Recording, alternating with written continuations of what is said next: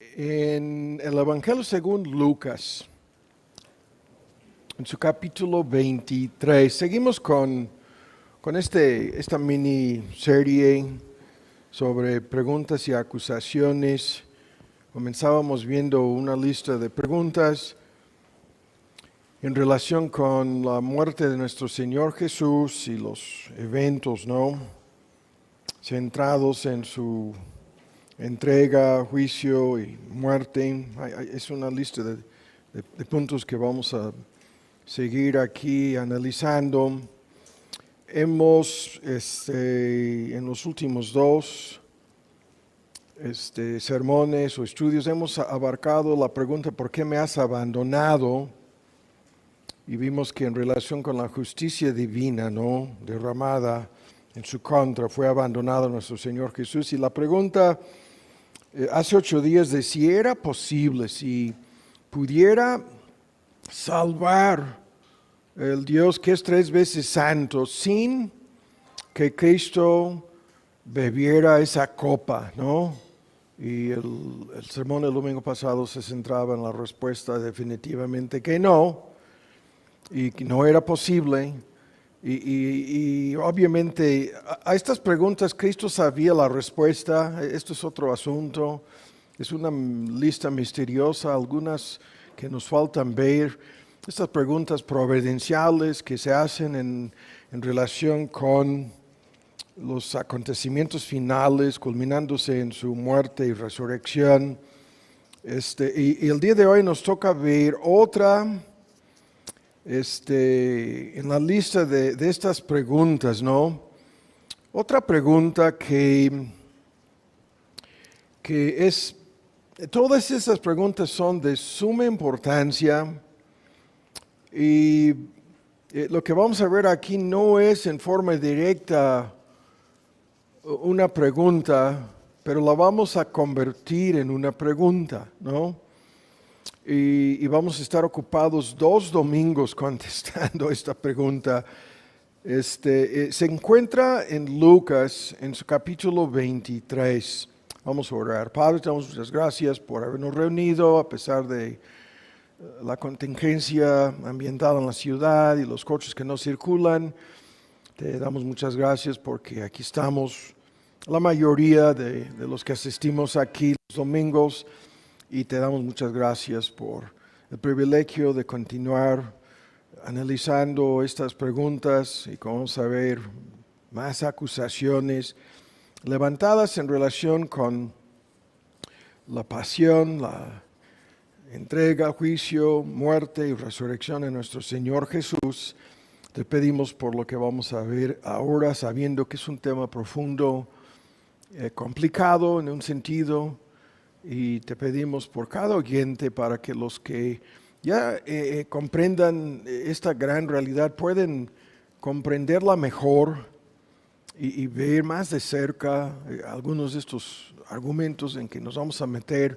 Y te pedimos por los que nunca han escuchado de esto, para que puedan captar su gran importancia para el mundo entero y especialmente para cada uno de nosotros. Y por eso te pedimos en el nombre de Cristo Jesús. Amén. Ahora entonces, nos toca el día de hoy algo que nos va a ocupar un par de domingos. No me equivoco, estoy en Nesa, ¿no?, el próximo domingo. Entonces, probablemente, si no en 3 semanas, no estoy seguro, vamos a agarrar el hilo acerca de esta misma pregunta.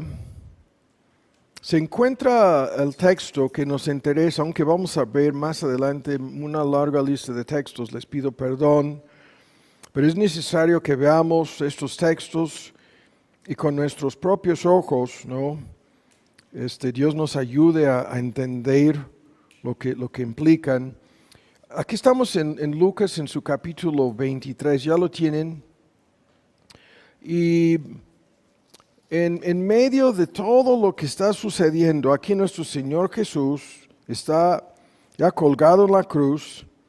Y en el contexto aquí, dice en el versículo 33, como vieron al lugar que se llama la calavera, le crucificaron ahí. Y los malhechores, uno a la derecha y otro a la izquierda.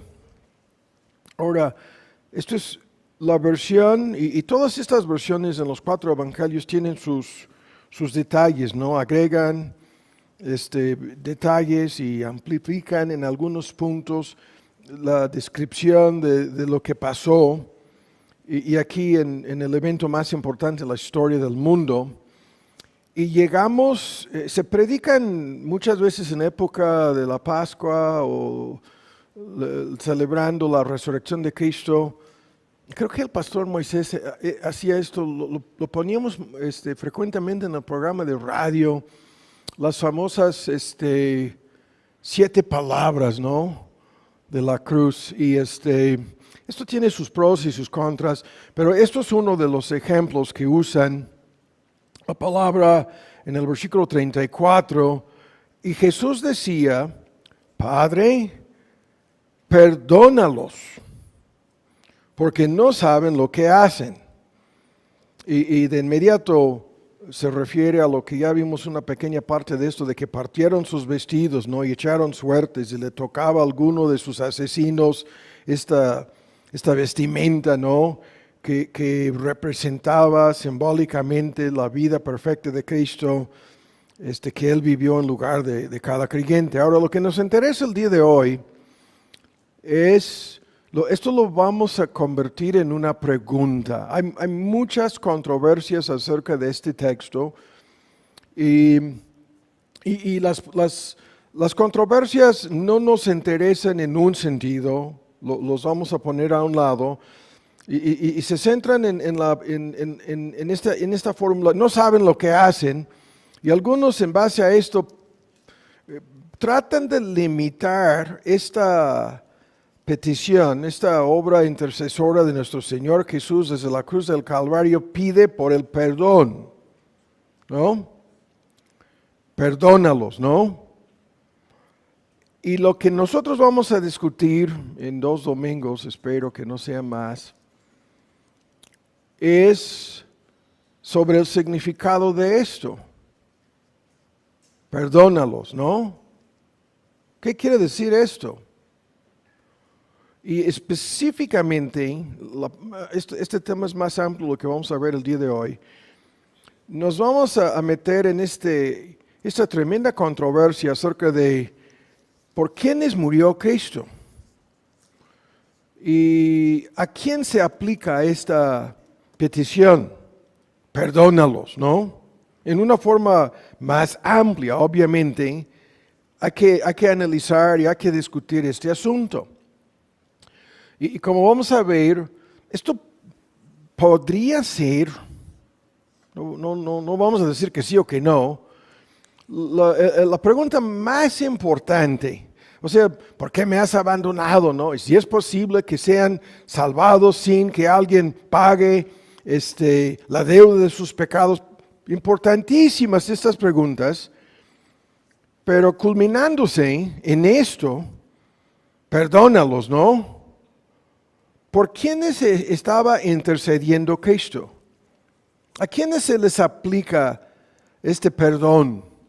Este es el tema en que nos vamos a meter. Y como vamos a ver, hay cosas profundas y a la vez sencillas, pero la profundidad de este tema no lo vamos a ver en toda su plenitud hasta llegando a la segunda parte de lo que vamos a discutir. Entonces, esto lo estamos tomando, pidiendo prestado y planteando la pregunta, ¿por quién estaba intercediendo nuestro Señor Jesús en la cruz del Calvario? Y las personas que tratan de resolver el dilema o la pregunta, tan solo fijándose en la fórmula, no saben lo que hacen. Este es otro tema extraordinario, porque en un sentido, cada persona que participó en esto sabía ciencia cierta lo que estaban haciendo. Más allá de cualquier duda, sabían lo que estaban haciendo. Y en otro sentido, no tenían la menor idea de lo que estaban haciendo. No, es un tema extraordinario. Ahora, este acontecimiento, en una de las famosas 7 palabras pronunciadas desde la cruz, lo vamos a ver terminando. Este asunto se encuentra en el Antiguo Testamento. Esto es en cumplimiento con una profecía sobre la obra salvadora de nuestro Señor Jesús. Y una parte de la profecía dice: derramó su vida hasta la muerte, fue contado con los perversos, habiendo él llevado el pecado de muchos. Y eso es lo que en esto nos vamos a meter. ¿Quiénes son estos muchos? Y luego dice: y habiendo orado por los transgresores. La profecía de Isaías 53, en donde hay 10, 12 o 15 en forma delineada cosas que se cumplieron al pie de la letra en la muerte de nuestro Señor Jesús en la cruz del Calvario, al grado en que los judíos hasta el día de hoy hacen un esfuerzo gigantesco para no leer Isaías 53, que es la profecía combinada con el Salmo 22 más exacta de tantas cosas que pasaron en relación con la muerte de nuestro Señor Jesús. La profecía termina diciendo que a la hora de entregar su vida hasta la muerte, dice, oraba por los transgresores. Y esto es lo que estamos viendo aquí. Esto es el cumplimiento de la profecía, ¿no? Entonces, tratar de limitarlo a la pregunta de quiénes de los que estaban ahí estaban incluidos en esta petición, perdónalos. No, esto no resuelve nada. No explica, ¿no?, la gran importancia de esto. No, el tema es mucho más grande. Ahora, la introducción aquí, voy a ver, ¿no?, ¿Qué es lo que vamos a hacer en la introducción? Vamos a empezar citando una lista de textos que hablan de lo que sucede, ¿no? Este tema del perdón del pecado, predicamos hace muchos años una miniserie sobre del Salmo 130, el perdón del pecado, ¿no? Este es el tema, como vamos a ver ahora, más importante de la Biblia en un sentido, ¿no? Pero los textos preliminares, ¿no?, que hablan de lo que Dios hace al perdonar nuestros pecados, ¿no? Es una lista que conocemos. Incluso esta lista es la más citada porque pinta el asunto en dimensiones muy amplias, ¿no? Por ejemplo, en Miqueas, algunos de esos textos tan solo los voy a citar. En su capítulo 7 dice que al perdonar nuestros pecados, escuchen lo que el texto dice: echa nuestros pecados al mar, a lo más profundo del mar, ¿no?, a las profundidades, ¿no?, arroja al fondo del mar todos nuestros pecados. Son lanzados, ¿no? En una de las versiones, a las honduras del mar, dice, estos pecados son lanzados por Dios mismo. Ahora, esto es importantísimo porque en cada uno de los textos que voy a citar aquí, hay una ilustración gráfica, visual, ¿no? Y todo este asunto lo hemos estado comentando, de el uso de la imaginación santificada, ¿no? Es un tema extraordinario. Y podemos ver a Dios lanzando, ¿no? Hay en el Nuevo Testamento el comentario: mejor le hubiera sido que se le colgase al cuello una gran piedra de molino y lo hundieron en lo profundo del mar. De la boca de Cristo, la ilustración. A nosotros hoy en día pensamos en estos aviones, no voy a decir de cuál ejército, que en teoría andan ahí no voy a decir por el Golfo de América, no voy a decir nada así. Algunos de ustedes saben que ese lugar no existe, no voy a decir más. Y nos da risa, pero no hay nada de risa en el asunto, porque están ahí con personas amarradas y en teoría con algo pesado atado a su cuerpo, y los echan a lo más profundo del mar, ¿no? Y en algún lugar, en algún rincón del internet debe haber más de un video. Pero no es necesario que veamos ningún video para entenderlo. En algunas partes las profundidades, ¿no? Lo más profundo, 11, 12, 15 kilómetros de profundidad, ¿no?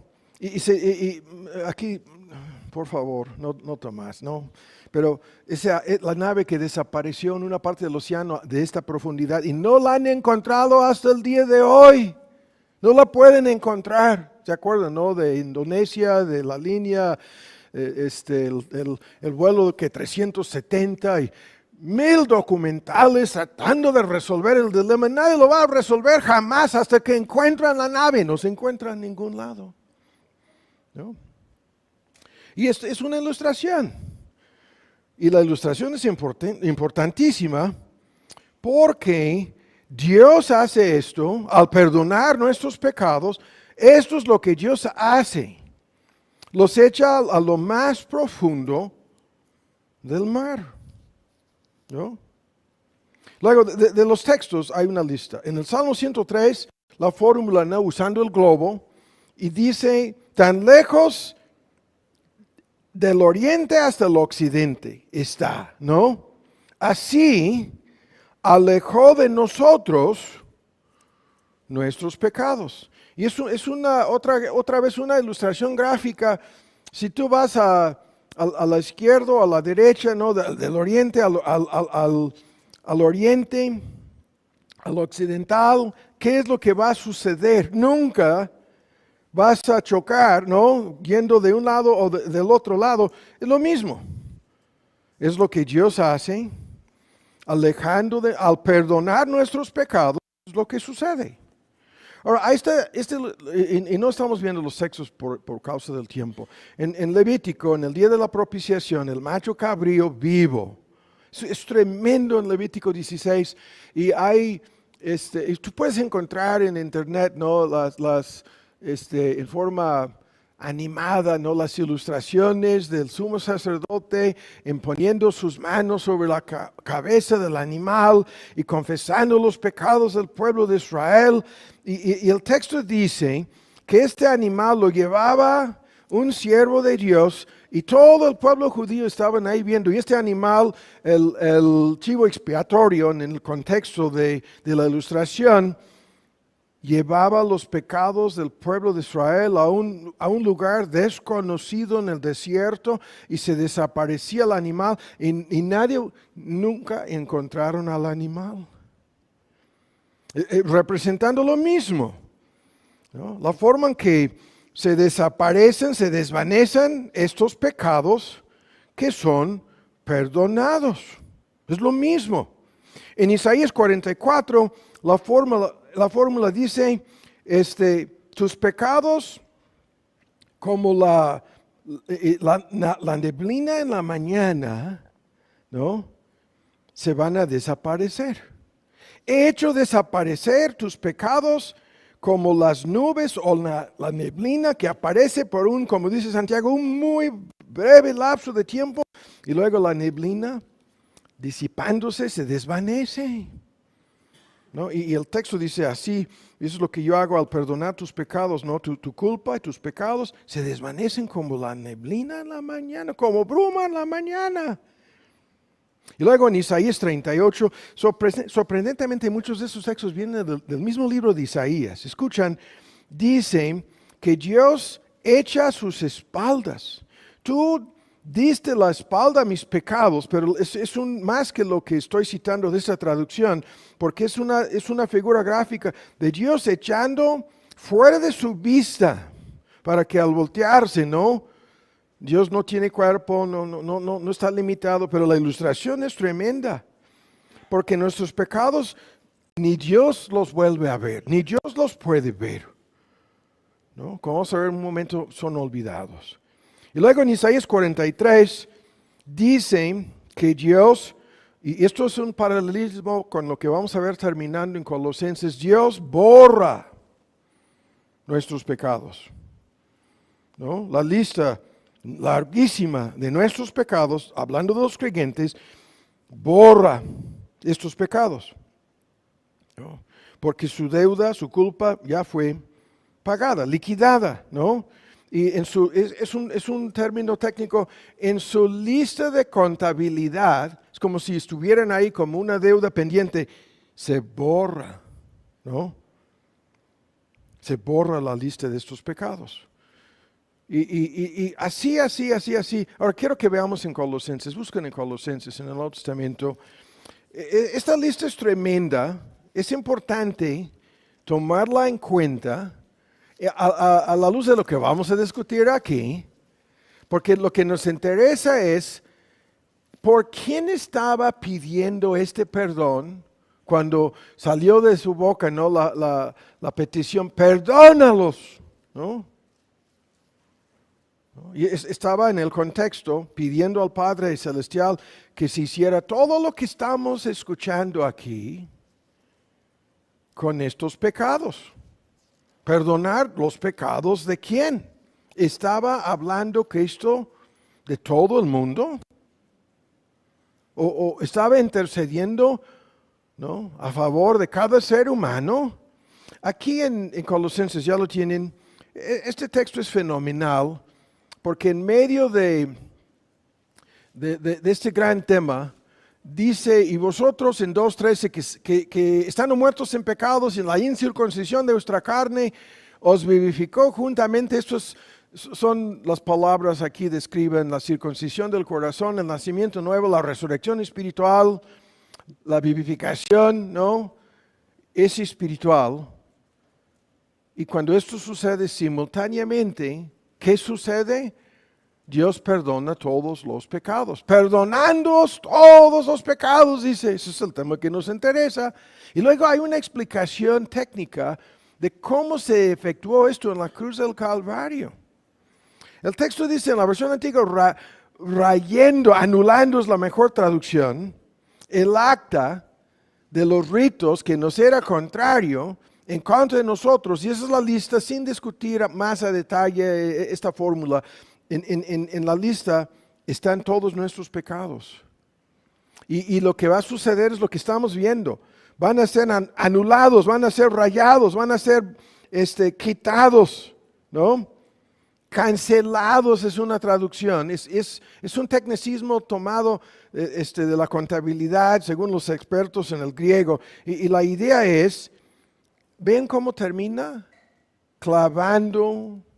Al quitar de por medio estos pecados, esa es la expiación, ¿no?, en base a la propiciación, estos términos son técnicos, enclavando, ¿no?, todo esto en la cruz. ¿Enclavando qué? Clavando, cancelando, perdonando nuestra deuda. Cristo clavó el recibo pagado que tan solo el Padre Celestial vio.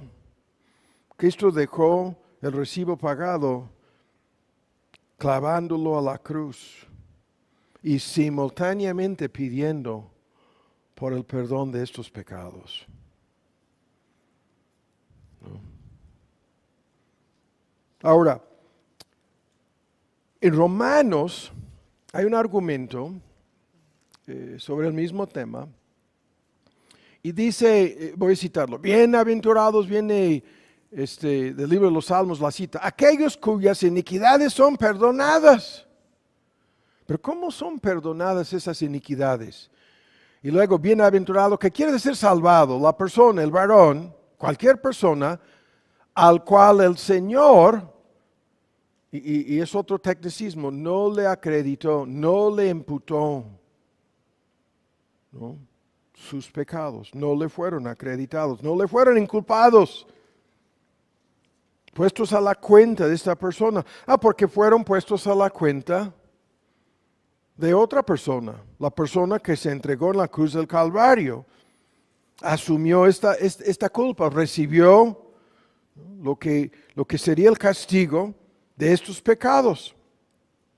Y el tema es así, al grado en que en Hebreos, y quiero que veamos esto, vamos rápido a Hebreos 8, hay un argumento técnico aquí acerca del nuevo pacto. Bajo el antiguo pacto se hacía constantemente memoria, ¿no? Año tras año tras año, día tras día en realidad, y cada año en el día de la propiciación, traían a la memoria los pecados de las personas bajo la ley mosaica, porque estos sacrificios, holocaustos por el pecado bajo la ley de Moisés, no perdonaban realmente sus pecados, sino que tan solo simbolizaban lo que Cristo haría al entregarse como el Cordero de Dios en la cruz del Calvario. Y el argumento aquí es, en el nuevo pacto, en contraste con el antiguo pacto, vean, dice en el versículo 12, estamos leyendo en Hebreos 8, capítulo 8, versículo 12, yo seré propicio, tendré misericordia de sus iniquidades, de sus injusticias en la versión antigua, de sus pecados y sus iniquidades, no me acordaré más. Nunca más me acordaré. Lo que se hacía, memoria constante bajo la ley de Moisés de estos pecados, ¿no? Y si nunca han visto, ¿no? En el capítulo 10, el primer versículo dice que estos sacrificios bajo la ley nunca podían realmente perdonar estos pecados. Por eso se ofrecía constantemente un sacrificio tras otro sacrificio, tras otro sacrificio, y no cesaron nunca. En el templo, en Jerusalén y previamente en el tabernáculo, de ofrecer estos sacrificios, porque estaban constantemente trayendo a la memoria de cada persona su culpa y sus pecados. Y el versículo 4 dice, la sangre de toros y de machos cabríos no puede quitar jamás los pecados de nadie, ¿no? Tan solo simbolizaban, y los verdaderos creyentes miraban hacia adelante por medio de la fe a lo que Cristo haría en la cruz del Calvario. Y entre paréntesis, es por eso que la ley de Moisés ya no existe, estos sacrificios fueron quitados, y es por lo mismo que la misa católica blasfema totalmente la obra salvadora de nuestro Señor Jesús, porque los supuestos sacerdotes católicos pretenden volver a ofrecer incansablemente, volver a ofrecer el único sacrificio de nuestro Señor Jesús que fue consumado en la cruz del Calvario. Pretenden incluso en su doctrina de transubstanciación, convertir los elementos, el vino y el pan, verdaderamente en la carne y en la sangre, o el cuerpo y la sangre de nuestro Señor Jesús, y hacen todo el show y todo el teatro, y con el humo, el incienso, y sus vestimentas y sus palabras, pretendan volver a ofrecer nuevamente, ¿no? Incansablemente, el mismísimo sacrificio, ¿no? Pero aquí bajo el nuevo pacto dice, si esos pecados han sido perdonados, no me voy a acordar, no voy a traer a la memoria, no, estos pecados, no, nunca, ¿no? Es un tema extraordinario. ¿Esto qué quiere decir? La Iglesia Católica Romana no cree en el perdón del pecado de nadie.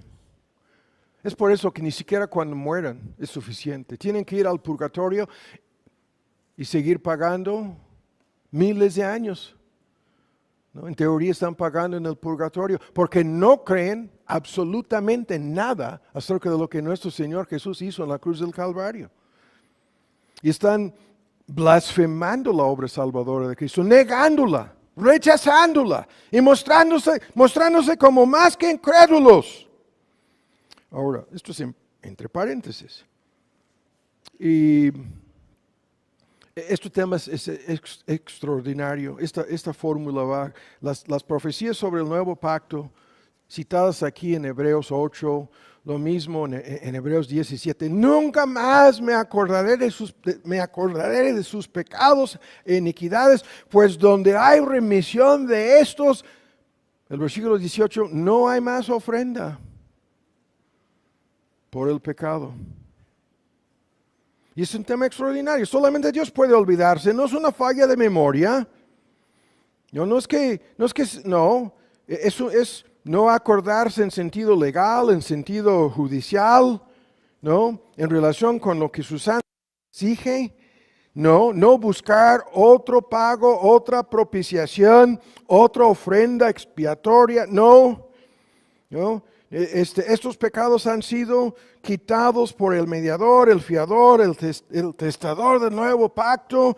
Y lo que dice Isaías, la profecía en relación con esto, la justicia divina quedó satisfecha. ¿No? Quedó satisfecha. Y lo peor en el sistema católico es, te van a cobrar cada vez que pretenden perdonar tus pecados. Y nunca va a ser más que borrón y cuenta nueva.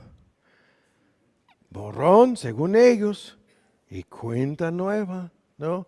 Y comienza otra vez el mismísimo asunto. Y te van a cobrar por la misa y por tus antepasados ya defuntos que están en teoría sufriendo en el purgatorio, que no existe, que no está en la Biblia de nadie, te van a seguir cobrando. ¿No? Y cuántas veces lo hemos dicho, hasta Juan Pablo, algunos dicen, no lo voy a decir, estamos en transmisión, no Tomás. Juan Pablo II, 4 mexicanos, después de casi 400 años de historia del catolicismo en este país, tan solo 4 mexicanos se habían librado del purgatorio. Tan solo 4. Creo que ahora la cifra es 7 o 8. ¿No? Todos los demás feligreses de la Iglesia Católica Romana siguen según su misma enseñanza en el purgatorio. Porque no entienden ni creen absolutamente nada acerca del perdón del pecado. Ya nos desviamos. Ok, terminó la introducción. Se terminó ya. Ahora vamos directamente al debate aquí, ¿no? Por el tiempo, hay más cosas que no vamos a poder ver. Vamos a volver a discutir este tema en una forma más amplia, si Dios lo permite. Ahora, lo que nos interesa en el tiempo que nos resta es, cuando Cristo pidió, perdónalos, ¿no? Estaba pidiendo por el perdón de los pecados de alguien. ¿Sí o no? Sí. Y el Padre Celestial, al cumplir con la profecía de Isaías, habiendo entregado su vida, ¿no?, en propiciación por esos pecados, procede a pedir por su perdón. ¿No? Y lo que nos interesa aquí, estamos alegando que esto realmente sucedió. Y las personas por quienes intercedió nuestro Señor Jesús, sus pecados fueron perdonados. ¿No? Y esto sucedió hace 2000 años. Y lo que nos interesa en el tiempo que nos resta, ¿quiénes son estas personas? Por eso al principio los que lo quieren limitar, estaba pidiendo por algunos de ellos, los que estaban ahí alrededor. No, algunas personas ahí estaban incluidas, pero no, eso no es el asunto. ¿No? Perdónalos. ¿No? Ahora, para contestar la pregunta de por quiénes estaba pidiendo Cristo, nosotros obviamente estamos diciendo tan solo por los creyentes, nadie más, ¿no? Pero nos tenemos que meter en este asunto teológico. Y las preguntas aquí son muchas. ¿Cuál fue la naturaleza y el propósito de la muerte de Cristo? ¿No? ¿Qué es lo que estaba logrando? ¿Y con cuál propósito lo logró nuestro Señor Jesús? ¿No? La respuesta está en la palabra perdónalos, ¿no? En la petición está la respuesta. Murió Cristo entonces a la luz de lo que estamos viendo aquí. Murió y pidió por el perdón de todos los seres humanos sin excepción. Cada miembro de la raza humana. toda la humanidad, ¿no? O tan solo estaba pidiendo por el perdón de los pecados de los creyentes. Y en base a esta controversia en que nos vamos a meter, vienen otras preguntas. Cuando nos preguntamos sobre la naturaleza y el propósito de la muerte de Cristo, murió tan solo para hacer que este perdón fuese posible. Murió para lograr una posibilidad de perdonar el pecado de estas personas, o murió para asegurar su perdón. ¿No? Estaba haciendo algo genérico, ¿no? Teórico, hipotético, incierto, indefinido, pidiendo por la posible salvación, el posible perdón de los pecados de todos los miembros de la raza humana, ¿no? O estaba pidiendo algo real, eficaz, definido, específico, el verdadero perdón de los pecados de cada persona por quien se entregó en la cruz del Calvario. ¿No? Y lo que estamos preguntando, perdónalos, ¿a quién se refiere esta petición? ¿Por quién estaba intercediendo Cristo al pedir por este perdón? Entonces, rápido, ustedes que saben algo de las controversias teológicas en relación con la doctrina bíblica de la salvación, que técnicamente es la palabra soteriología, saben que las iglesias cristianas en todo el mundo están divididas en dos grupos. Y en relación con este tema, uno de los grupos se llaman arminianos y el otro calvinistas. Jacobo, mejor dicho, Arminios, que murió en el año 1609, y Juan Calvino, que falleció en 1564, y al usar los términos genéricos, sobrenombres, calvinismo, arminianismo, no estamos de acuerdo con Arminios en casi nada, y en relación con el calvinismo, tampoco con Juan Calvino, ¿no? En su eclesiología y en una lista de cosas, no estamos de acuerdo con Calvino, pero en este punto sí, como vamos a ver, porque Arminiano defendía la teoría de una redención que tan solo hizo posible, nada más, sin asegurar la salvación de ninguno, tan solo hizo posible la salvación de todos los seres humanos, y que Cristo murió para hacernos potencialmente salvables, nada más. Pero no acabó con los pecados de nadie, según Arminios, ¿no? Arminio, hay diferentes formas para decirlo. Y Calvino defendió la contraparte, ¿no? La obra redentora de Cristo, dijo Juan Calvino, tuvo el propósito de salvar a los creyentes y tan solo los creyentes. Y en efecto aseguró la salvación de estos, ¿no? Es la contraparte. Y entonces, rápido, vean, vamos a elaborar una pequeña parte de esta controversia. Los arminianos, el arminianismo enseña que Cristo murió por todos y cada uno de los seres humanos, y así enseñan la doctrina de una expiación o redención universal, ¿no? Porque todos están incluidos en la muerte de Cristo en la cruz del Calvario. El calvinismo enseña que Cristo murió tan solo por su pueblo, sus ovejas, los creyentes, los escogidos, o en la forma genérica, su iglesia, ¿no? El arminianismo dice que Cristo murió por todos, incluyendo a personas que sabemos a ciencia cierta fueron directos al infierno, como Esaú, como Judas el traidor, como el gran enemigo, el faraón de Egipto en la época de Moisés. Sabemos a ciencia cierta, la Biblia nos lo dice en una lista de textos, Esaú, Judas y el faraón de Egipto fueron a la perdición. El arminianismo dice que Cristo murió por estos, aunque que estaban en el infierno. ¿Cómo?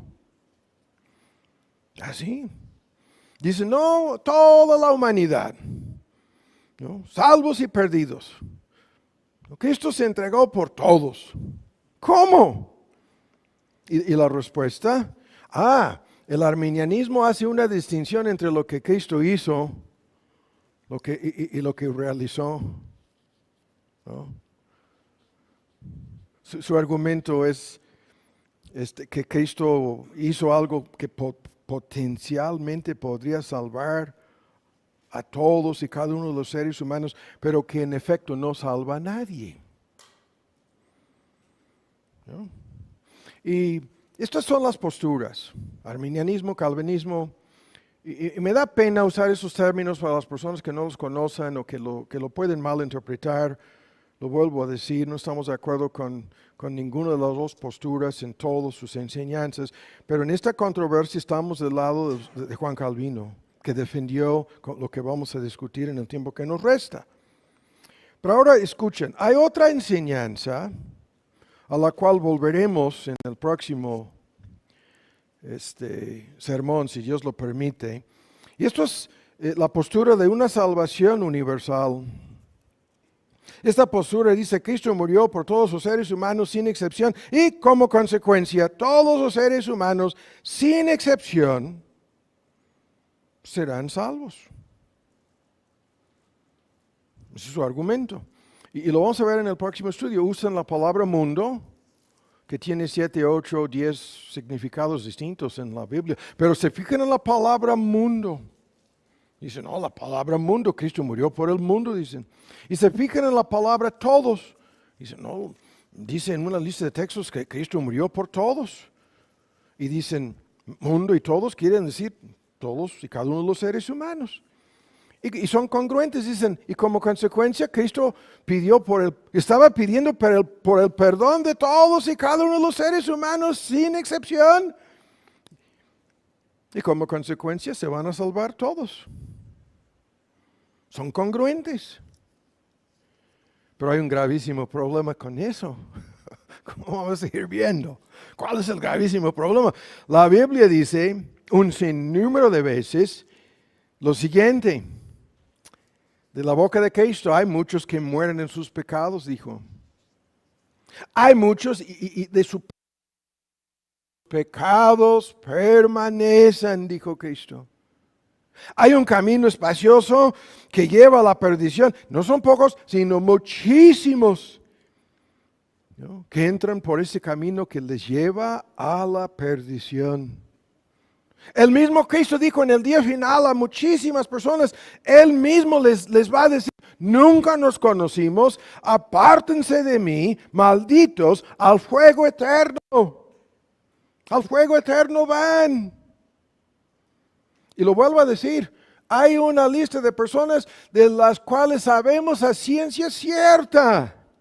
Vuelvo a repetir los nombres, Judas, Esaú, el faraón de Egipto. Son estos famosísimos vasos de ira preparados para muerte, dice Pablo. Y cuando Cristo hablaba de esto, ¿no?, ¿cuántas veces serán echados a las tinieblas de afuera, ¿no?, al lugar en donde tan solo es el llanto y el crujir de dientes? Van al tormento eterno, dice Cristo, van estas personas. Tormento eterno. Y Cristo mismo vendrá desde el cielo, dice Pablo, en llama de fuego para dar el pago a los que nunca conocieron a Dios ni obedecieron el Evangelio, los cuales serán, dice Pablo, castigados con perdición eterna, dice. Entonces la salvación universal no está en la Biblia de nadie. A esto volveremos, ¿no? Eso no es lo que está en la Biblia. ¿No? Ahora, para meternos en esta controversia, lo vamos a hacer usando una explicación. Si esta explicación nunca la han escuchado, otra vez les pido perdón, ¿no? Porque esta explicación es importantísima comprender su significado. Lo que estamos viendo aquí en esta controversia es lo siguiente. Todos los grupos cristianos, con la excepción de los que afirman que la salvación es universal y no se va a perder nadie, todos los demás, calvinistas, ¿no?, arminianos, calminianos, en donde tratan de mezclar aspectos de ambas posturas, todos los demás limitan la muerte de Cristo en algún sentido. Porque todos los demás, en base a lo que hemos escuchado, reconocemos que no se van a salvar todos. No. Ni la mayoría, probablemente no. Entonces, lo que estamos diciendo es que todos los grupos establecen un límite en cuanto a lo que hizo Cristo al entregarse por los pecados en la cruz del Calvario. El calvinismo limita, pone un límite, aquí voy a poner las palabras, en el alcance, ¿no? O en la extensión, para usar otra palabra, ¿no?, de la muerte de Cristo. ¿En dónde pone el límite, la extensión? En el número de personas. Están limitando el alcance tan solo a los creyentes, ¿no? El alcance, la muerte de Cristo alcanza a cada uno de los creyentes, nadie más, ¿no?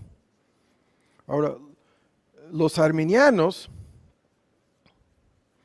limitan el poder y la eficacia de la muerte de Cristo, diciendo, no, en su alcance, en su extensión alcanza a todos, pero en su eficacia y poder no salva a todos. Esta es una distinción, como vamos a ir explicando, que nos ayuda muchísimo a de dudas, ¿no? Lo vuelvo a decir.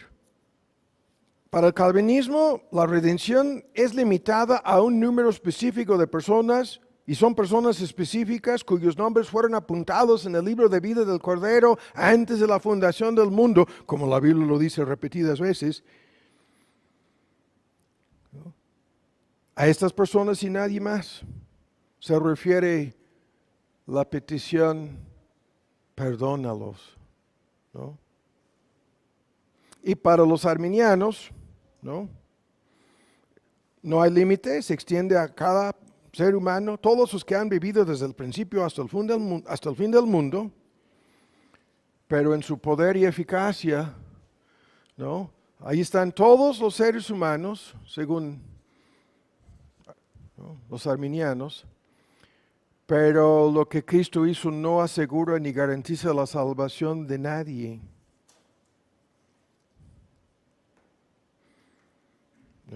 No salva ni garantiza la salvación de ninguna persona. Es una obra potencial, posiblemente, ¿no?, real a favor de algunas personas, pero no garantiza la salvación ni de un ser humano. Ahora, la ilustración que siempre usamos aquí, la voy a poner para que la puedan ver en el pizarrón. Esto es el río del pecado, o nuestros pecados, ¿no? Que para que pasemos de la tierra al cielo, o de una, en este sentido, una condición, ¿no?, de no ser perdonados a ser perdonados, hay que pasar por encima de nuestros pecados. Estos pecados tienen que ser borrados y perdonados, ¿no? Y lo que la postura calvinista dice es que Cristo hizo un puente que te lleva al otro lado del río del pecado. Sí. Pero no todos los seres humanos están, ¿no?, pasando por este puente, tan solo los creyentes. Los armenianos hacen un puente gigantesco, ¿no? Anchísimo, porque ahí están todos y cada uno de los seres humanos, no simplemente los creyentes, pero el problema es que su puente llega a mitad del río, ¿no? ¿Y qué es lo que agregan a esto? No, las personas tienen que hacer su parte, tienen que poner su parte, tienen que agregar, tienen que añadir, ¿no? Su parte. Y su parte puede ser un sinnúmero de cosas, comenzando con fe, con obras y quién sabe qué más. Porque Cristo no garantizó la salvación de nadie. Se entregó por todos sin asegurar lo que estaba pidiendo. Perdónalos. Esto no lo logró, ¿no? Para el arminianismo, la cruz y el sacrificio de Cristo no garantiza la perdón ni la salvación de nadie. Lo sigo diciendo. Entonces, lo que estamos discutiendo aquí es algo importantísimo. Lo vuelvo a decir. La primera postura, la obra salvadora de Cristo está limitada en su alcance, porque no perdona los pecados de nadie, salvo los creyentes. Y lo que los arminianos están diciendo, todos están incluidos, pero el poder y la eficacia de eso no es suficiente para salvar. Las personas tienen que hacer su mini puente, ¿no? Cada uno tiene que hacer algo, ¿no? Por su libre albedrío es lo que dicen, sus obras, su fe, ponen aquí voy a poner sus obras, su fe, su obediencia, etcétera, para que lo que Cristo hizo, que les hizo potencialmente salvables, pero no garantizó su salvación, para que se salven tienen que hacer algo más, ¿no? Ahora, hay más cosas aquí que no vamos a discutir el día de hoy en relación con este argumento. No vamos a meternos en el tema del pacto de redención o salvación o pacto de gracia. Ese tema lo vamos a dejar para el próximo sermón, si Dios quiere. Les invito a ver en Juan, en su Evangelio, un texto crucial en relación con este debate. En su capítulo 19, en el Evangelio según Juan, en el no vamos a discutir el plan eterno de salvación, en donde el Padre, el Hijo y el Espíritu Santo desempeñan cada uno un papel en esta obra salvadora, en donde el Padre escoge a los que han de ser salvos y el Hijo se compromete a venir a la tierra y hacer todo lo necesario para lograr su salvación, y el Espíritu Santo se compromete a aplicar esta salvación a cada uno de ellos en el llamamiento eficaz. Todo este tema, el tiempo no nos permite meternos a discutir esto, pero antes de ver el texto en Juan, lo que quiero hacer es citar algunos textos que hablan de esto, de que todo esto sucedió en relación con un plan que el Padre hizo antes de la fundación del mundo, un pacto entre el Padre, el Hijo y el Espíritu Santo. Y en el Salmo 25 dice, el secreto de Jehová es para con los que le teman, y a ellos hará conocer su pacto. ¿Qué es esto? Lo que estamos diciendo. Gálatas habla de un pacto previamente ratificado por Dios para con Cristo, ¿no? Cristo vino en cumplimiento de un pacto previamente acordado con el Padre. Luego Hebreos habla de Cristo como el gran pastor de las ovejas, que por la sangre del pacto eterno, ¿no?, logró nuestra salvación. Derramó su sangre en conformidad con ese plan y ese pacto, ¿no? Y segundo de Timoteo habla de la gracia, la cual nos fue dada en Cristo Jesús antes de los tiempos de los siglos, y la vida eterna que Dios prometió antes de los tiempos de los siglos, ¿no? Y Cristo derramó su sangre preciosa, según Pedro, en conformidad con algo ya ordenado desde antes de la fundación del mundo, dice Pedro, en su primer capítulo, ¿no?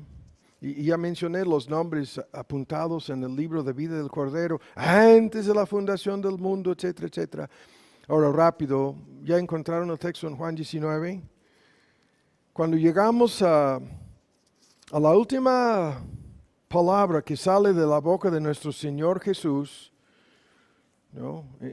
Con la excepción de entregar su espíritu al Padre, esto es la última cosa que dice Cristo al morir en la cruz del Calvario. ¿Ya lo tienen? Juan 19 y la lectura en el versículo 30. Y como Jesús tomó el vinagre, dijo, tetelestai, la palabra griega, ¿no? Se han predicado, yo calculo miles, no millones, pero miles de sermones sobre esta palabra. En nuestra versión en español, la versión antigua, consumado es. Consumado es. Se traduce, cumplido es. Algunas versiones, acabado es, ¿no? Terminado es, ¿no? Y la pregunta, ¿qué es lo que fue terminado? La obra que el Padre le dio que hiciera. Incluso en su última oración, narrada en Juan 17, a eso se refiere Cristo. He glorificado tu nombre en la tierra, he acabado la obra que me diste que hiciese, de la boca de Cristo. A lo largo de su ministerio público, hablaba de esta obra una y otra vez, hacía referencia a esto. Mi comida es que haga la voluntad del que me envió y que acabe su obra, en Juan 4:34. Y luego, cuando el libro de Hebreos habla de esto, vean el comentario que hace, dice, hablando de Cristo, el heredero de todo, el creador del universo, el resplandor de su gloria, la mismísima imagen de la sustancia del Padre Celestial, el que sostiene todas las cosas con la palabra de su potencia, y luego dice, habiendo hecho la purgación de nuestros pecados, por sí mismo hizo esa purgación, se traduce purificación, yo voy a decir liquidación, anulación de estos pecados, por sí mismo lo hizo. Y habiéndolo logrado, se sentó a la diestra de la majestad en las alturas, dice Hebreos 1, versículo 3. ¿Qué es esto?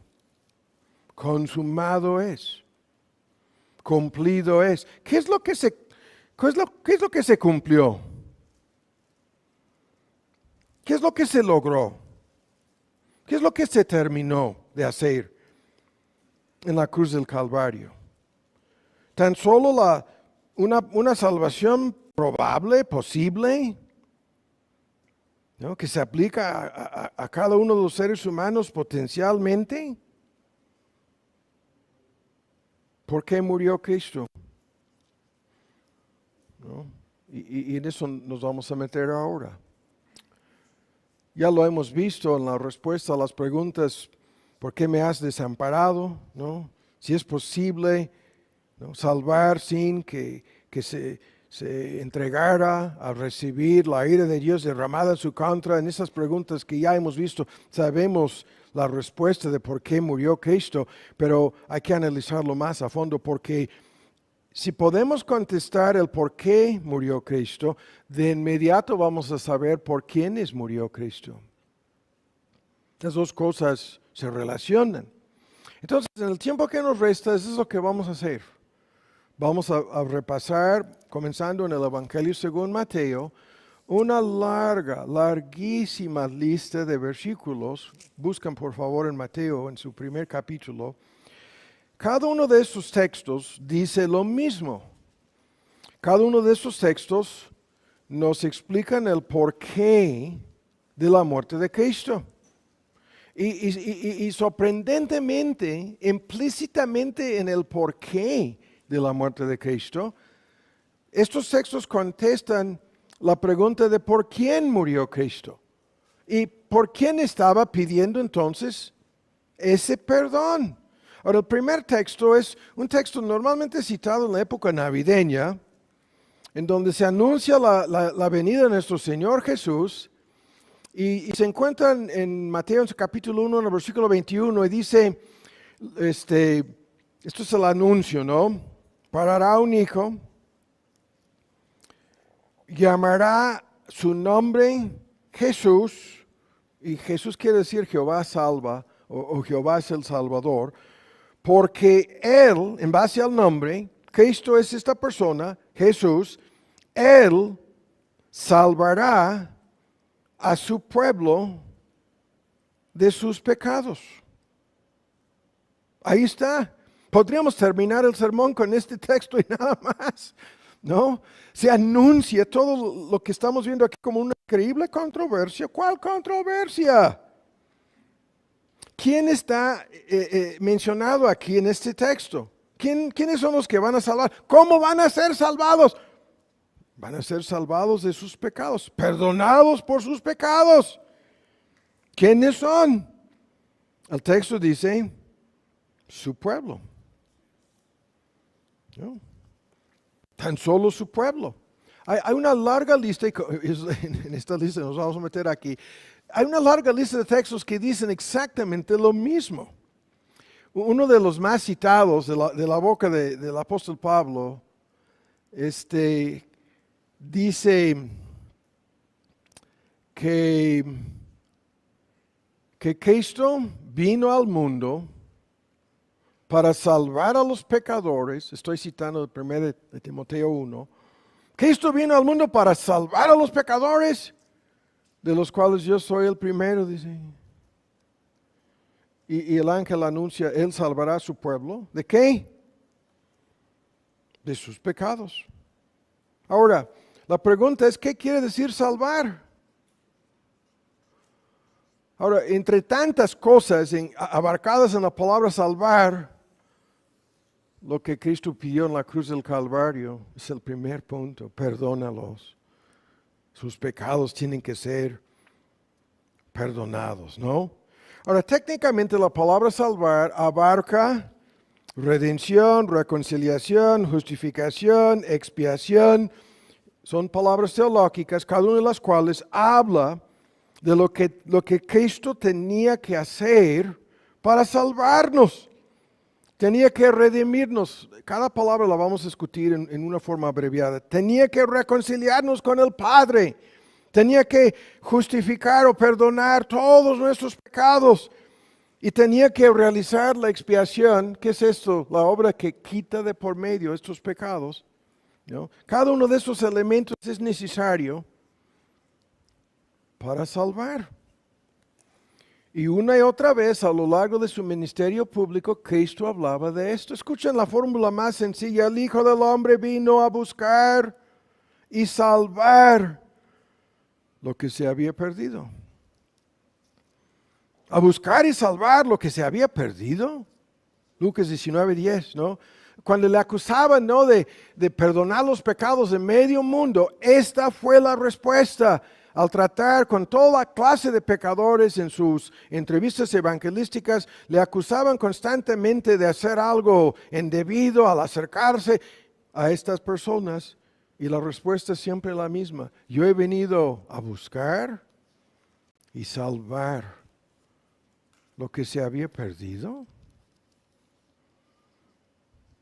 Y desde un principio, la palabra salvar es suficiente para entender el argumento. Todos los seres humanos, es lo que hemos estado diciendo, son salvos o perdidos. Se dividen en tan solo dos grupos. Cristo vino para salvar. La pregunta, ¿vino a salvar a todos y cada uno de los seres humanos? Si decimos que sí, entonces se van a salvar todos, ¿no? Pero la Biblia dice que vino a salvar a su pueblo. Acabamos de leerlo en Mateo 1. Él dice, lo que se había perdido. lo que se había perdido. Y si vamos más allá de los creyentes, entonces vamos a terminar negando la eficacia y el poder de lo que Cristo hizo. Porque vamos a tener que decir, Cristo vino a salvar a Judas. Oh, really? Cristo vino a salvar al faraón de Egipto. Cristo vino a salvar a Esaú. Las tres personas que sigo mencionando que ya estaban en el infierno, ¿no? Cada una de esas personas, ¿no? Ya en el infierno. Cuando Cristo pidió por el perdón, no estaba pidiendo por el perdón de los pecados de ninguno de ellos. ¿No? El argumento es contundente. Ahora rápido, si tienen sus Biblias, ahora vamos a pasar a otra lista de textos. Estoy diciendo que es una larga lista porque hay una que vamos a ver concluyendo. En Mateo 20, en la última cena, cuando Cristo instituyó lo que nosotros entendemos como la cena del Señor, en su capítulo 20 en el Evangelio según Mateo, la pura lectura de este texto debería de ser suficiente. Mateo 20, ¿ya lo tienen? Cuando hablaba de esto, dijo, el Hijo del Hombre no vino para ser servido, sino para servir. Y ven lo que dice, dar su vida en rescate por muchos. ¿No? Yo estoy anticipando lo que se repite a la hora de instituir la cena del Señor, lo vamos a ver terminando, pero la pregunta aquí es si todos y cada uno de los seres humanos están incluidos, ¿por qué dice dar su vida en rescate por muchos? La palabra rescate, ¿no? Eso es lo que se tiene que hacer para redimirnos, ¿no? De nuestros pecados, de nuestra cautividad al pecado, de la deuda de nuestros pecados. Tenemos que ser redimidos, rescatados. Y dice, Cristo vino, estaba hablando de sí mismo, a dar su vida en rescate por muchos. No dice todos, tan solo muchos. Ahora, en Gálatas 3, la lista, en Gálatas 3 el lenguaje es aún más fuerte, porque dicen, Cristo nos redimió de la maldición de la ley. 3:13 de Gálatas, redimir es pagar el precio para rescatarnos, propiciando la ira de Dios en contra de nuestros pecados incluso. Nos redimió de la maldición de la ley, hecho por nosotros maldición. ¿No? Hecho por nosotros maldición. Y este texto es uno de los más fuertes. Hay que preguntarnos, ¿no? ¿Se hizo maldición por Judas? ¿No? ¿Por el faraón de Egipto? ¿O cualquier otra persona que ya estaba en el infierno? Una muchedumbre de personas ya estaban en el infierno cuando Cristo fue hecho maldición al pagar la deuda de nuestros pecados en la cruz del Calvario. Entonces, ¿se hizo maldición por estas personas? La respuesta cada vez es la misma. Claro que no. Ahora, en 1 de Pedro 3, seguimos leyendo, hay un argumento en este texto que es importantísimo ver. Incluso hay dos textos en 1 de Pedro. Y el primer argumento dice en su capítulo 3 de 1 de Pedro, en el versículo 18, Cristo padeció una vez por los pecados, no dice por quién o por cuáles pecados, pero dice el justo por los injustos, para llevarnos a Dios. Hay más cosas en el texto que no vamos a discutir, pero el propósito se entregó como un sustituto en lugar de los culpables. Él es el justo, nosotros somos los injustos, y esto para pagar la deuda de nuestros pecados, y el efecto de esto nos lleva a Dios. Somos reconciliados con Dios, somos salvados, ¿no? Y Lo mismo, aquí mismo en 1 de Pedro seguimos, lo mismo se encuentra en el capítulo 2, y esto es aún más fuerte, 2:24, hablando del mismo Cristo, dice, el cual llevó, se traduce quitó o llevó nuestros pecados en su cuerpo sobre el madero, para que nosotros, siendo muertos a la culpa, condenación y deuda de estos pecados, no, incluso a su poder y dominio en nuestras vidas, vivamos a la justicia. Y la fórmula de Isaías 53, por la herida del cual hemos sido, y la sanidad aquí es espiritual, sanados, regenerados, salvados, vivificados. Pero vean lo que dice, llevó nuestros pecados en su cuerpo sobre el madero. ¿No? Cada uno de esos textos dice lo mismo. Cristo, no hay ningún límite en cuanto a la eficacia de lo que hizo. No hay ningún límite en cuanto al poder de lo que hizo. El límite está en el alcance. Cada uno de los textos dice lo mismo, que Cristo hizo todo esto tan solo por los creyentes. Y el efecto de esto es, Dios no puede ser injusto, Dios no puede exigir dos pagos, ¿no? Y si Cristo ya pagó por tu deuda, jamás el Padre Celestial te va a condenar por esa deuda de pecado que lo vimos al principio, ya se disipó, ya se desapareció, ya lo echó a lo más profundo del mar, ¿no? Ya borró la cuenta, ya se olvidó. Lo vimos al principio de estos pecados, el Padre Celestial.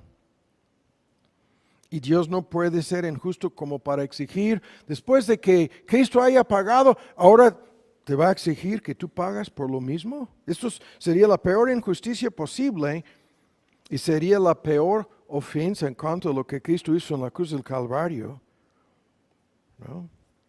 No, Dios no exige dos pagos. Con razón Cristo pide por su perdón, porque no es imposible que no sean perdonados. Tienen que ser perdonados, ¿no? A menos que haya una redención que no salva, ¿no? A menos que haya una maldición que no quita la maldición, ¿no? A menos que haya una expiación que no es expiación, ¿no? Como lo dicen los arminianos, ¿no? Todo es potencialmente, posiblemente eficaz, pero no logra nada, a menos que la persona haga algo, ¿no? Y a ese punto volveremos concluyendo. Ahora vean en Romanos 5, hay un texto fuertísimo aquí que dice algo que va más allá de lo que hemos escuchado. En Romanos, en su capítulo 5, hay un versículo para limitar la lectura, en el versículo 10, ¿no? El versículo 9 dice, justificados por su sangre seremos salvos de la ira, porque si siendo, 5:10, enemigos, esto es contundente, nuestra condición caída en enemistad contra Dios, antes de ser convertidos, ¿no? Antes de conocer a Cristo, éramos sus enemigos, pero ven lo que dice, si siendo enemigos, fuimos reconciliados con Dios. ¿Ya? ¿Reconciliados con Dios? Sí. ¿Cómo y cuándo? Por la muerte de su Hijo. Mucho más, estando ya reconciliados, seremos salvos por su vida. Y la pregunta es, ¿cuándo se logró esta reconciliación desde la parte de Dios, desde la perspectiva del Padre Celestial? Cuando Cristo murió en la cruz del Calvario, Cristo estaba garantizando nuestra reconciliación. Incluso aquí en el contexto viene el tema de nuestra justificación de igual manera. Y la reconciliación quita de por medio la enemistad y resulta en paz. Guarden en mente este punto, lo volveremos a ver terminando. La reconciliación significa, por un lado, la enemistad, la ira de Dios en contra de nuestros pecados. Esta ira es quitada. Y por otro lado, al ser convertidos a Cristo, nuestra enemistad es quitada y somos reconciliados, perdonados, aceptados, justificados, adoptados como sus hijos amados, así, ¿no? Entonces, estamos viendo aquí, por el momento, y después vamos a pasar a la siguiente lista, y el último texto en la lista, antes de pasar a Isaías, se encuentra en 2 de Corintios 5.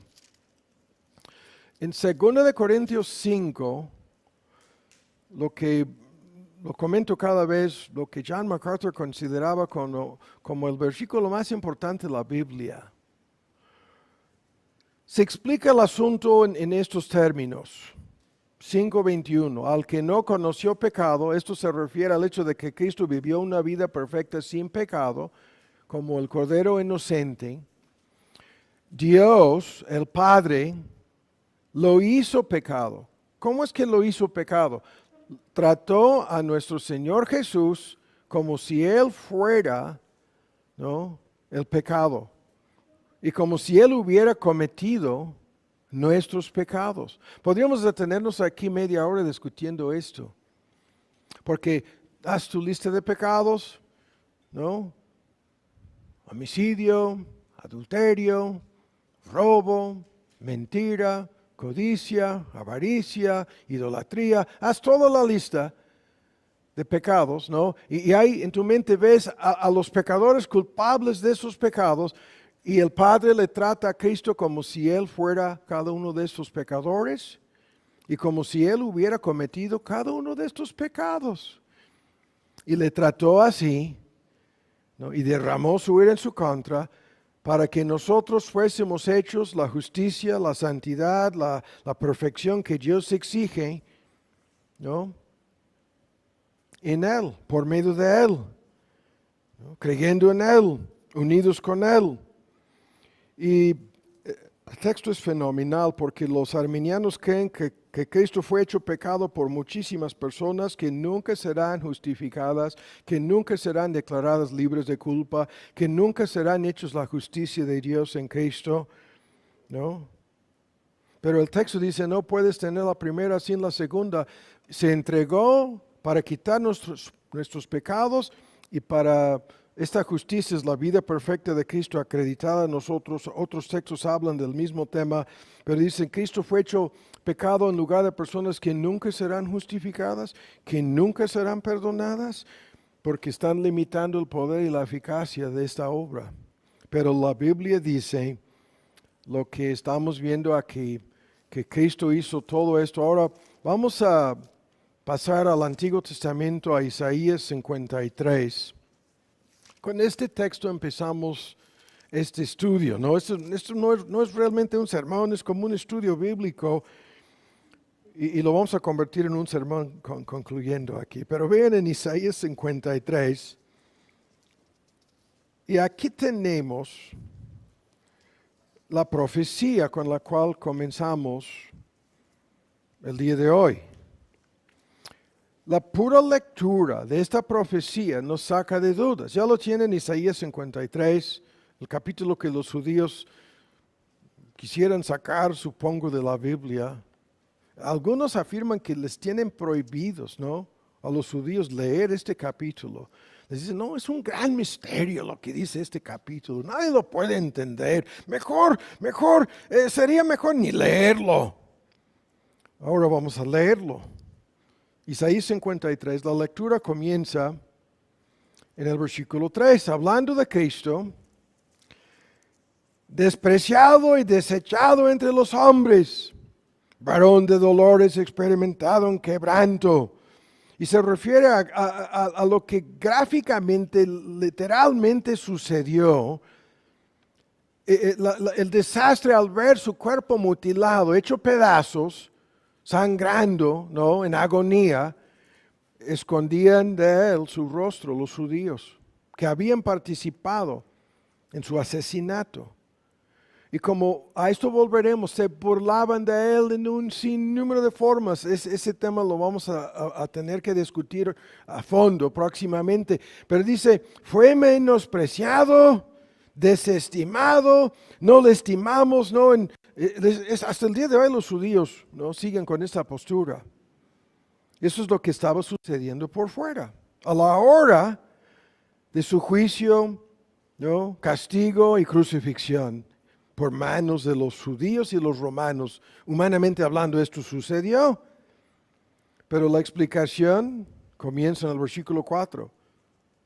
Ciertamente Él llevó nuestras enfermedades, ¿no? Y esto es la enfermedad mortal del pecado, es la primera. Al fin y al cabo, nuestros cuerpos serán resucitados, glorificados y nunca volveremos a enfermarnos, pero la enfermedad aquí es espiritual desde un principio. Sufrió nuestros dolores, ¿no? ¿Cuáles dolores? Los dolores ocasionados por nuestros pecados.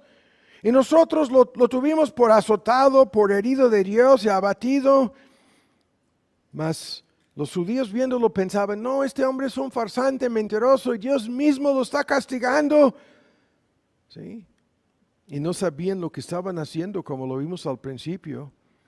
Mas Él herido fue por nuestras rebeliones, molido por nuestros pecados. El castigo, la reconciliación con Dios, la paz con Dios, lo que tenía que hacer para quitar la enemistad, sobre Él, este castigo. Y vuelve a la ilustración gráfica, todos los milagros de sanidad, el ciego de nacimiento, el paralítico, el sordo, el mudo, todo lo hemos visto, ¿no? Cada uno de estos actos de sanidad personificando la sanidad espiritual del alma. Por su llaga fuimos nosotros curados. ¿Quiénes son las personas mencionadas aquí en la repetición constante de la palabra nosotros? Todos nosotros nos descarriamos como ovejas, cada cual se apartó por su camino, mas Jehová cargó en él el pecado de todos nosotros. ¿Quiénes son estas personas? Los que creen en una salvación universal dicen todos los seres humanos, sin excepción, ¿no? Los arminianos que creen que nada de esto fue eficaz dicen lo mismo. Todos y cada uno de los seres humanos. Es lo que dicen. Vamos a seguir leyendo, ¿no? Angustiado en el versículo 7, afligido. Y guardando silencio, no abrió su boca. Como cordero fue llevado al matadero y como oveja delante de sus trasquiladores enmudeció, no abrió su boca. ¿Se acuerdan? Es un tema extraordinario porque era personalmente inocente de todas las acusaciones levantadas en su contra y legalmente culpable porque se hizo culpable. Aceptó la culpa como sustituto, mediador, intercesor. Aceptó esta culpa. Entonces cuando le acusaban, guardaba silencio. Y luego de la cárcel, el juicio fue quitado. Su generación, ¿quién la contará? Porque cortado fue de la tierra de los vivientes. Todo esto es una fórmula gráfica para describir un proceso ilegal realizado en su contra, con los 3 juicios falsos que hicieron en contra de nuestro Señor Jesús, previo a matarlo en la cruz del Calvario. Y ven lo que dice. Por la rebelión, lo que el ángel dijo, por el pecado de mi pueblo. ¿Quién es mi pueblo? Fue herido. Por el pecado de mi pueblo, por la rebelión de mi pueblo, fue herido. Se dispuso con los impíos en su sepultura. Cada detalle aquí es 10, 12, 15 profecías que se cumplieron al pie de la letra. Con los ricos fue en su muerte, ¿no? Porque nunca hizo él maldad, ni hubo engaño en su boca, totalmente inocente. Y con todo esto, Jehová quiso quebrantarlo, sujetándole al padecimiento. Cuando hubiera puesto su vida en expiación por el pecado, expiar es quitar de por medio, pagando el precio para liquidar la deuda, expiando el pecado. Cuando hubiera puesto su vida para expiar el pecado, ¿no? Verá el linaje, vivirá por largos días, ¿no? Días sin fin. Y la voluntad de Jehová será en su mano prosperada, porque del trabajo de su alma verá. ¿Quién verá ese trabajo? ¿Y quién se quedará saciado? Es el Padre Celestial. quedará satisfecho, quedará saciado. Y con su conocimiento justificará mi siervo justo a muchos. Eso es el perdón, la justificación. Pero otra vez, nuestra pregunta, ¿por quién? ¿Por quiénes? Él llevará las iniquidades de quiénes. Dice ellos. Ellos. ¿Quiénes son estas personas? Ellos, ¿no? Y por lo tanto yo le daré parte con los grandes, con los fuertes, repartirá despojos, por cuanto derramó su vida hasta la muerte, fue contado con los perversos, habiendo él llevado el pecado, lo que ya hemos visto, lo que él dijo, ¿no? Derramaría su sangre por muchos, y el texto dice, habiendo él llevado el pecado. Estos muchos aquí son las personas por quienes estaba intercediendo en la cruz del Calvario, y la profecía la comentábamos al principio, habiendo orado, habiendo pedido, ¿no?, por el perdón. Es lo que vamos a insertar aquí de estas personas, por esos transgresores. Pidió el perdón de sus pecados, ¿no? Ahora, hay más textos, ¿no? Tengo aquí una larga lista, pero no les quiero cansar, ya es suficiente. Algunos textos volveremos. En la última cena, en Mateo 26, esta es mi sangre del nuevo pacto, la cual es derramada por muchos para el perdón de sus pecados, dice Cristo. 26, 28 de Mateo. Ahora vamos a encaminarnos a concluir con para mí los textos más contundentes. En el Evangelio según Juan, vamos a volver al Nuevo Testamento, y en el Evangelio según Juan, en su capítulo 10, vamos a aterrizar con este texto, porque es suficiente, ¿no?, lo que hemos escuchado aquí por el momento, para comprobar lo que hemos visto. En el Evangelio según Juan, en su capítulo 10, por favor.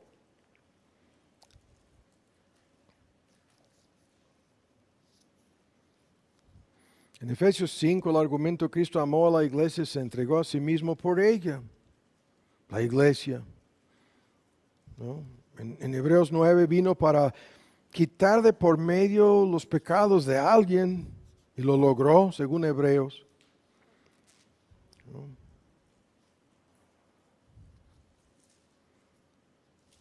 Incluso en Juan 17, lo vamos a ver en otro estudio, cuando estaba orando y intercediendo, previo a la cruz, dijo: no ruego por el mundo.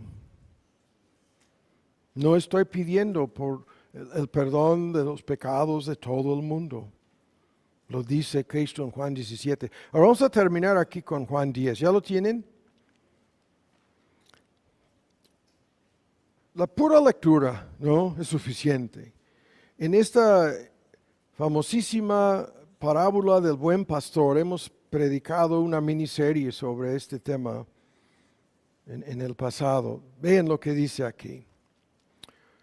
En el versículo 11 del Evangelio según Juan, en su capítulo 10, estamos leyendo: yo soy el buen pastor, y el buen pastor da su vida, ¿no? Su vida da por las ovejas.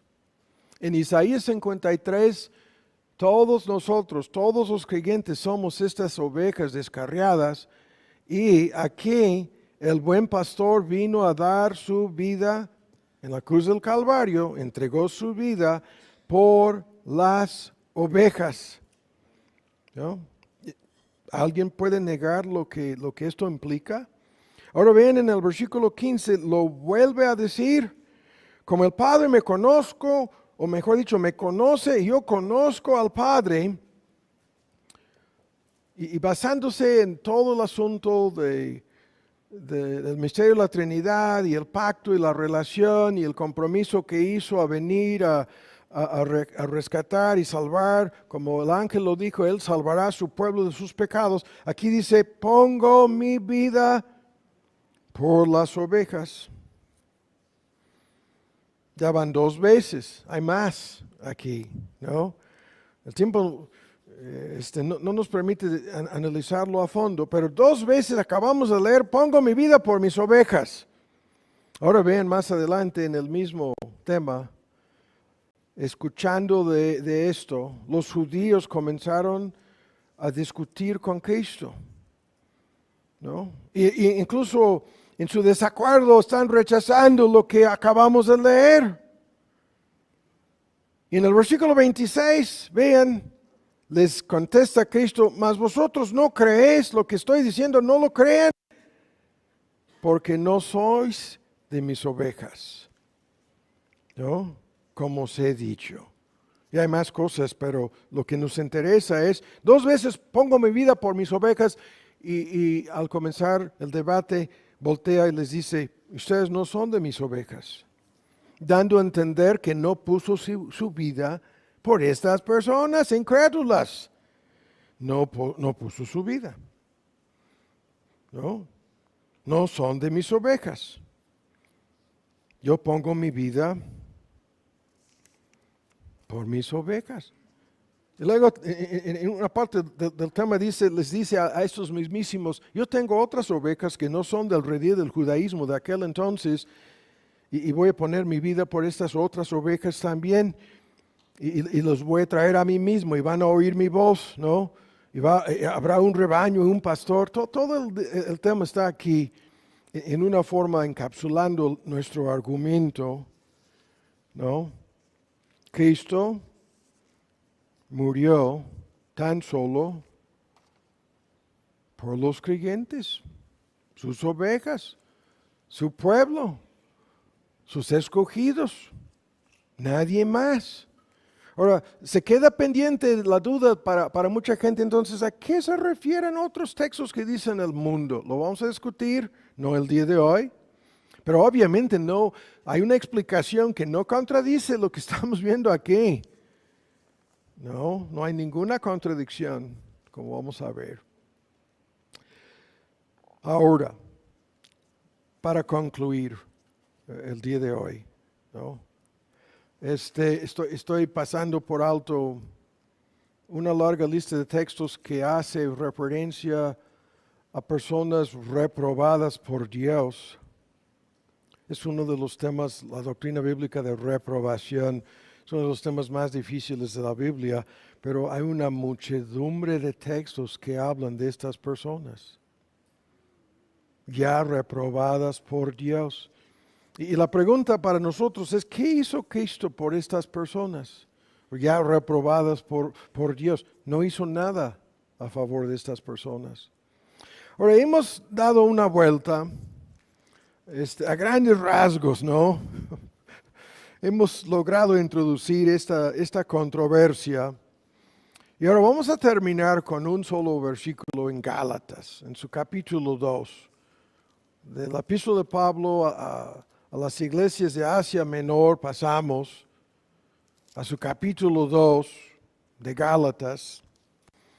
Y ahora vamos a aterrizar con este texto. Hemos dado vueltas el día de hoy a esta pregunta que hemos planteado. La pregunta es, cuando pidió por el perdón en la cruz del Calvario, ¿estaba realmente logrando ese perdón? La respuesta es que sí, claro que sí, pero tan solo a favor de los creyentes, nadie más. El límite aquí es, en su alcance, los creyentes. El poder, la eficacia, ¿no? Sin límite. Perdona a todos y cada uno de los pecados de los creyentes.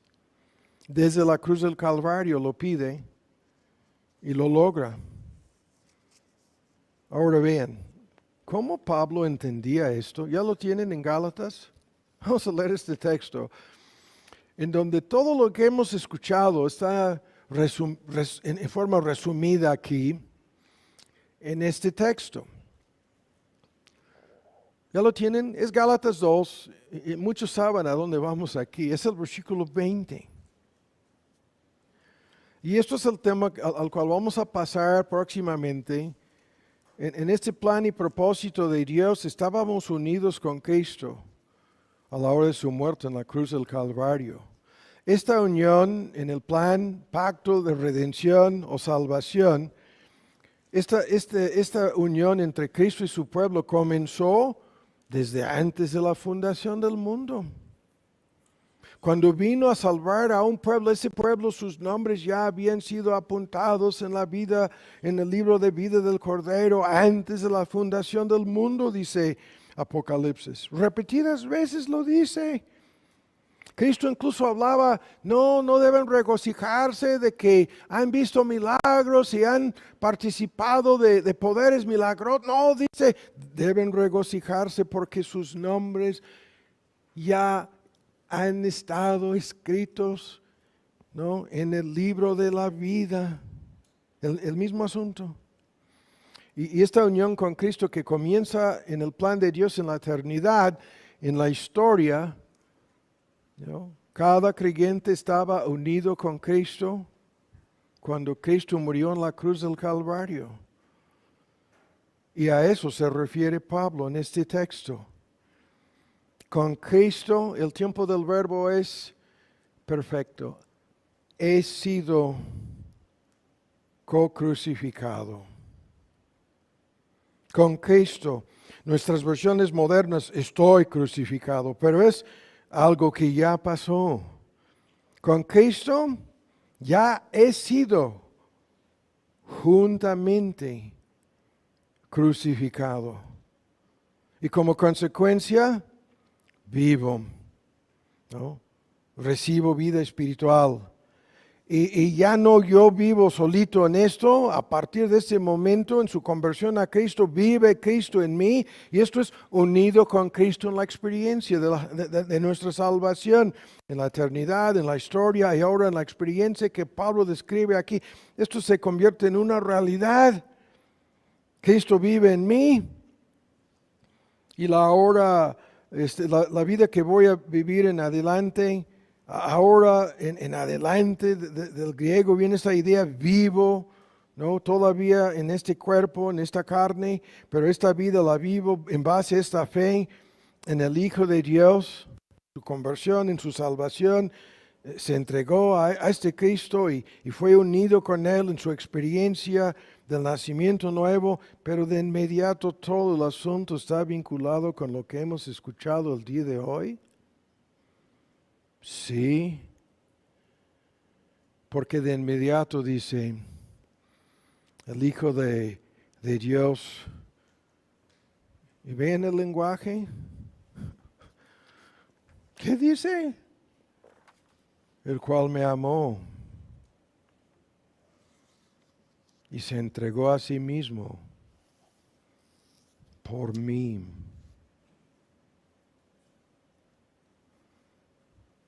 No, Pablo no estaba confundido acerca de la pregunta, ¿no?, ¿por quién murió Cristo? No. Pablo entendía perfectamente bien lo que acabamos de leer.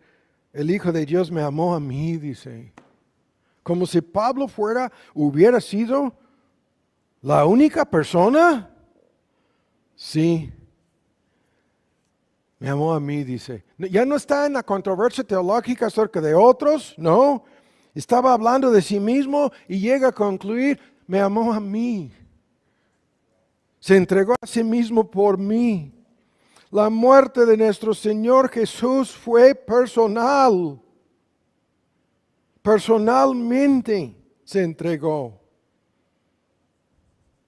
a favor, en lugar de cada creyente. Lo que es una controversia teológica se transforma a la luz de esto. Sí, claro que sí.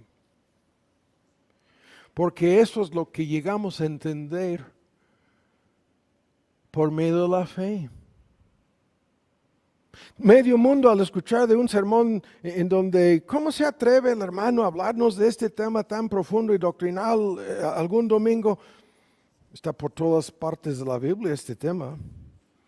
Por un lado, es importantísimo, lo señalamos al principio, entender qué es lo que estaba pidiendo Cristo. Perdónalos. ¿Qué es lo que logró nuestro Señor Jesús en la cruz del Calvario? Exactamente lo que por medio de la fe cada creyente llega a creer. Y la fe es la capacidad de ver, creer y entender. Dios obra en nuestros ojos. Nuestros ojos son abiertos, ¿no? Abriendo nuestros ojos, el Padre, al abrir nuestros ojos, nos conduce a ver y creer que Cristo logró el perdón de mis pecados, de nuestros pecados. Medio mundo, al saber de estas controversias, ¿de veras no murió Cristo por todos los seres humanos? No.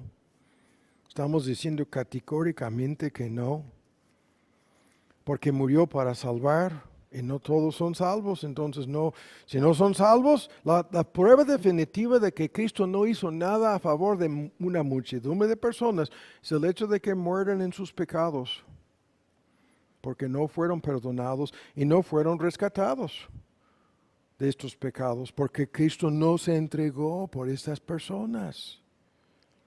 Y luego lo que sucede es, al escuchar de esto, muchísima gente, ahora viene la gran pregunta: ¿cómo puedo saber si Cristo murió por mí entonces? Acabamos de ver a Pablo diciendo, me amó a mí, se entregó a sí mismo, personal, individualmente, por mí, dice Pablo. Lo que cada creyente puede decir y debe decir. Pero los demás están con la duda, entonces, ¿cómo puedo saber si Cristo murió por mí?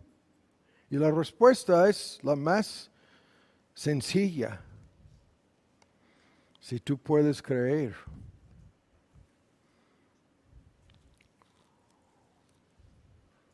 Tan solo creyendo en Cristo, puedes saber que Cristo murió en tu lugar, que Cristo te amó, que Cristo vino desde el cielo a rescatarte, que cuando hablaba de que he venido a salvar, buscar y salvar lo que se había perdido. Y en esta doble fórmula, ¿no? Es increíble. La experiencia de cada creyente. En algún momento dado comenzábamos, antes de creer en Él, comenzábamos a entender, me está buscando.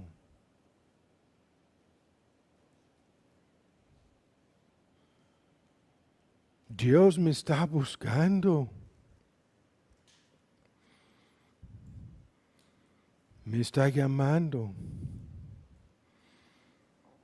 Dios me está llamando. No es aquella iglesia. No es X o algún pastor. No es mi amigo cristiano que me quiere evangelizar o hablar de... No es ningún ser humano metido de por medio en esto.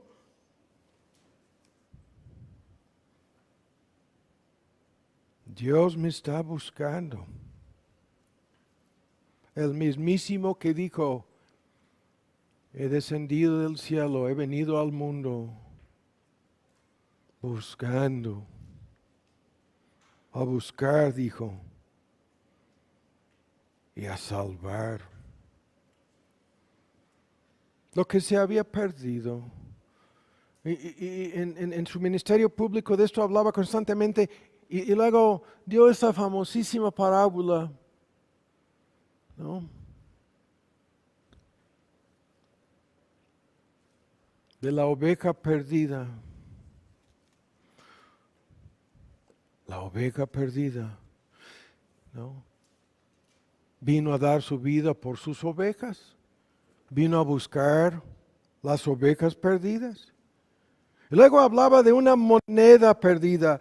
La oveja perdida a uno entre 100, la moneda perdida, una moneda entre 10. Y la parábola termina, es una triple parábola con el famosísimo hijo pródigo. Un hijo perdido entre dos, el mayor y el menor, el menor perdido. Hablando de lo mismo. Y cómo el Padre Celestial recibe a estas ovejas perdidas. Pero concluyo diciendo lo mismo. Si tú quieres saber si Cristo murió en tu lugar, la única forma para saberlo a ciencia cierta, más allá de cualquier duda, tienes que entregarte a esta persona que te está buscando, que te está llamando en tu conciencia, en tu corazón.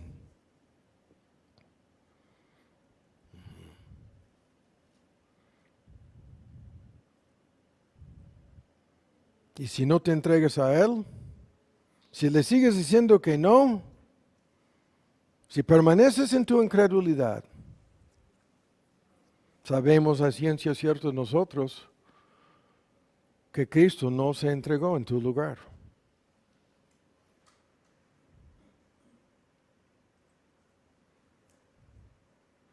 Esto es así.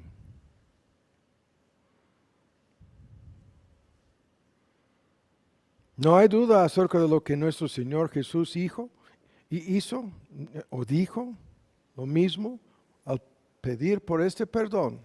No hay duda. Aseguró así el perdón de cada persona, ¿no?, por quien se entregó.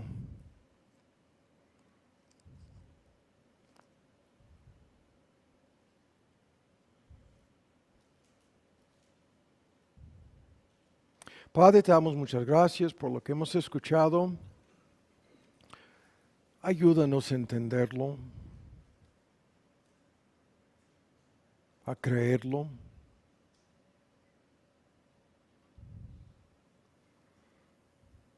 En este mismísimo momento, ayúdanos a entregarnos nuevamente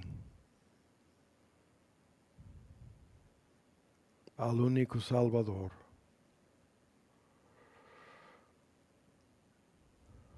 Reafirmando lo que Pablo dijo: me amó a mí,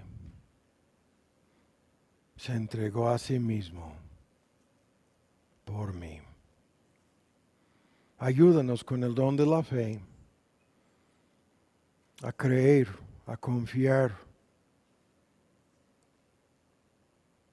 en esta salvación, en este perdón, entregándonos al pastor de nuestras almas, entregándonos al que vino a salvar a su pueblo de sus pecados. Te pedimos que nos ayudes a irnos de aquí todos, entregándonos nuevamente, reafirmando en muchos casos la realidad de tu obra de fe en nosotros, la capacidad de creer, confiar y entregarnos a Cristo, como si fuéramos la única persona que Cristo vino a buscar. Y por los que no te conocen, te pedimos que sus ojos sean abiertos. Y por tu gracia, confíen en el perdón de sus pecados, entregándose al Salvador. Te lo pedimos en su nombre. Amén.